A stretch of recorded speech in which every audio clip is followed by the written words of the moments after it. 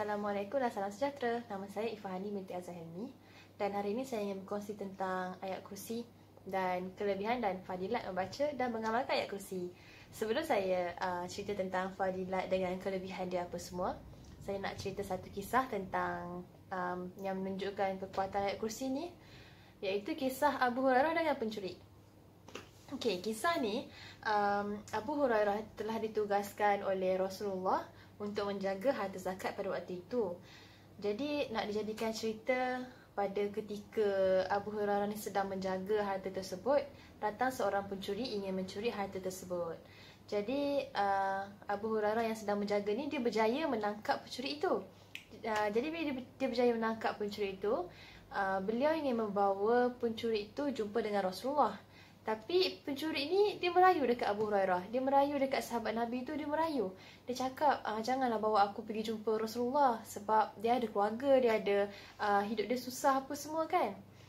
Kemudian sahabat Nabi ni pun dia pun rasa kesian. Dia rasa kesian dengan pencuri itu. Jadi dia lepaskan pencuri itu. Esoknya Abu Hurairah dia berjumpa dengan Nabi. Dia ceritakan tentang kisah yang dia jumpa dengan pencuri itu. Dia cerita dekat Nabi. Kemudian Nabi pun cakap dekat Abu Hurairah ni, yang malam ni pencuri itu akan datang lagi. Pencuri itu datang lagi.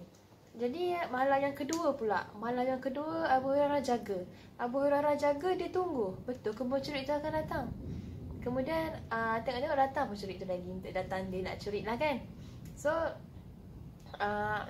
kali kedua juga Abu Hurairah dia berjaya tangkap pencuri itu.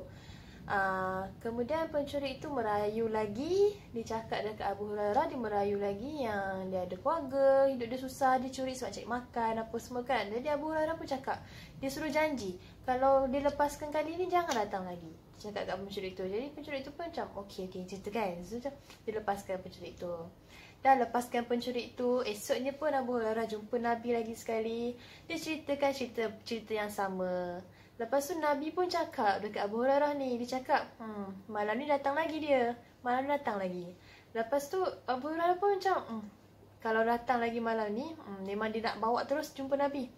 Jadi malam tu Abu Hurairah jaga, dia memang jaga, dia tunggu pencuri itu datang, dia tunggu. Malam yang ketiga, dia tunggu pencuri itu datang. Kemudian tengok-tengok betul pencuri itu datang lagi. Bila pencuri itu datang lagi, Abu Hurairah terus tangkap, Abu Hurairah terus cakap. Dia tak nak dengar apa-apa alasan dah. Dia tak nak dengar dah pencuri itu merayu apa semua. Dia nak terus bawa jumpa Rasulullah. Kemudian pencuri itu cakap dekat Abu Hurairah ni, dia cakap, pencuri itu merayu lagi dekat Abu Hurairah ni, tapi dia tak merayu guna alasan yang sama. Dia merayu, dia cakap dekat sahabat Nabi ni, dia cakap, lepaskanlah aku. Kalau kau lepaskan aku akan ajar kau satu ayat yang power, yang kalau kau baca ayat ni waktu kau nak tidur, Allah akan pelihara kau daripada kau tidur sampai subuh. Cakap macam tu. Lepas tu yang Abu Hurairah ni pun macam, pencuri nak ajar aku. Pencuri tapi dia nak ajar benda yang bermanfaat. Jadi Abu Hurairah ni pun dia termakan. Jadi lepaskan pencuri itu. Jadi bila dia lepaskan pencuri itu pun cakap lah dekat Abu Hurairah ni, ayat yang power tu adalah ayat kursi. Lepas tu esoknya dia jumpa, esoknya Abu Hurairah ni dia berjumpa dengan Nabi. Dia cerita apa semua tu kan, yang pencuri itu ajar satu ayat ni, ayat yang power apa semua tu kan. Nabi pun cakap dekat Abu Hurairah tu. Nabi cakap, sesungguhnya pencuri itu benar tapi dia menipu. Sesungguhnya pencuri itu benar tapi dia penipu. Jadi Abu Hurairah pun bila dia dengar ni, dia macam, benar tapi tipu, macam mana? Lepas tu Nabi pun cakap, kau tahu tak kau cakap dengan siapa sebenarnya malam tu? 3 malam ni yang kau jumpa ni, kau tahu tak kau cakap dengan siapa? Lepas tu Abu Hurairah pun macam, tak, aku tak tahu. Jadi Nabi pun cakap, sebenarnya yang kau bercakap tu, pencuri itu adalah syaitan.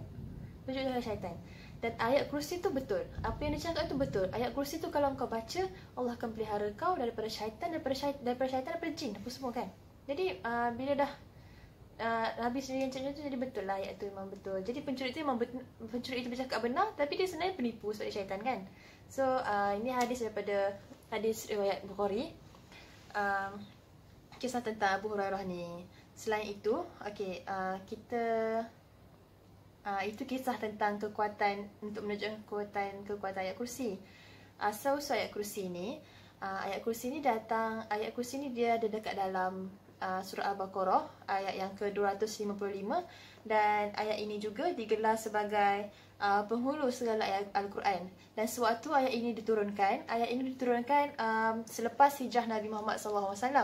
Dia diturunkan selepas hijrah Nabi Muhammad, dengan diiringi oleh beribu-ribu malaikat disebabkan kebesaran dan kemuliaan ayat ini. Syaitan dengan iblis yang waktu turun ayat tu pun, syaitan dengan iblis waktu tu pun dia macam terkejut, tergempar apa semua kan, sebab ayat ni power sangat. Ayat ni menjadi salah satu halangan untuk syaitan-syaitan ni dalam perjuangan mereka. Jadi sewaktunya turun je ayat ini terus, Nabi Rasulullah SAW dia terus menyuruh Zaid bin Sabit, waktu itu penulis Al-Quran, untuk terus menulisnya dan menyebarkannya. Okay. Itu selesailah serba sedikit sejarah tentang ayat kursi. Kemudian saya nak sebut tentang beberapa fadilat ayat kursi kalau kita baca. Okey, ayat kursi ni fadilat dengan kehebatan dia telah diterangkan dalam 99 hadis yang diriwayatkan oleh Bukhari, Muslim dengan lain-lain. Okey, antaranya ialah orang yang selalu membaca ayat kursi akan dicintai dan dipelihara oleh Allah sebagaimana dia memelihara Nabi Muhammad SAW. Kedua, sesiapa yang berwuduk kemudian dia mengamalkan, dia membaca ayat kursi selepas dia berwuduk, Allah akan menaikkan derajatnya sebanyak 40 derajat, dan Allah akan mengirimkan malaikat menurut bilangan hurufnya seraya berdoa untuk si pembaca sehinggalah ke hari kiamat. Yang ketiga, sesiapa yang membaca ayat kursi sebelum keluar rumah, Allah akan mengutuskan 70,000 malaikat kepadanya dan mereka semua memohon keampunan dan mendoakan untuknya. Dan yang terakhir sekali, sesiapa yang sentiasa membaca ayat kursi, nescaya Allah akan mengurniakan kepada ahli rumahnya kebaikan. Sekian, itu saja perkongsian saya pada hari ini. Terima kasih. Assalamualaikum.